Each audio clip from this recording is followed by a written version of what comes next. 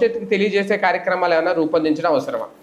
అంటే ఒక్కటండి, పబ్లిక్ ఎంతవరకు అవసరం అనే దాని మీద డిపెండ్ అయ్యి ఉంటుంది. రోజు డ్యాన్స్లు వేయం కదా మన ఇంట్లో, రోజు ఏం చెయ్యం కదా. తెలుసుకోవడం అనేటటువంటిది సంప్రదాయం అవసరం, అది చెప్తున్నారు, మంచిది. ఇష్టం ఉన్నోడు మ్యూజిక్ కాలేజీకి వెళ్ళి నేర్చుకుంటాడు, ఇష్టం లేనటువంటి వాడు డ్యాన్సులు నేర్చుకుంటాడు, అదేదో పాశ్చాత్య నృత్యాలు.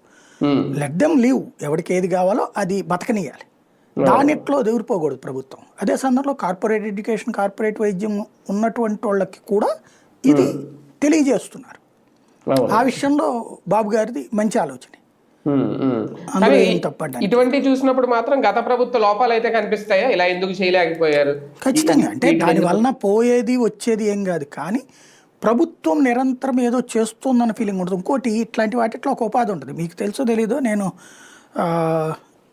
డిగ్రీ అయిపోయిన తర్వాత ఇవాళ పరీక్ష రాశాను, మరుసటి రోజు ఈనాడులో జాయిన్ అయ్యాను. ఆ తర్వాత సిటీ కేబుల్కి వచ్చేటప్పటికంటే ఈనాడులో ఏంటి మనకి రోజు లైన్ అకౌంట్ నెలకు వచ్చేటప్పుడు, ఈ లైన్ అకౌంట్ నుంచి పెళ్ళి అయ్యేటప్పటికో భయం వేసింది, ఫిక్స్డ్ అమౌంట్ లేకపోతే కష్టం కదా అని చెప్పేసి. అందుకని ఫిక్స్డ్ అమౌంట్ కోసం అప్పుడు సిటీ కేబుల్లో స్టాఫ్ రిపోర్టర్గా జాయిన్ అయ్యాను అనమాట. జీతం సరిపోయేది కాదు. అప్పుడు ఈ సెలవు రోజుల్లో ఇట్లాగ ఏం చేసేవాడిని అంటే, ఇప్పుడు ఈ భవానీ ఐలాండ్లోనే చిన్న చిన్న పింగాణి బొమ్మలు పెట్టి అమ్ముకోవడం, ఇట్లాంటివి చేసేవాడిని. సరే, దీపావళికి మందు సామాన్లు అమ్ముకోవడం, ఇట్లాంటిది.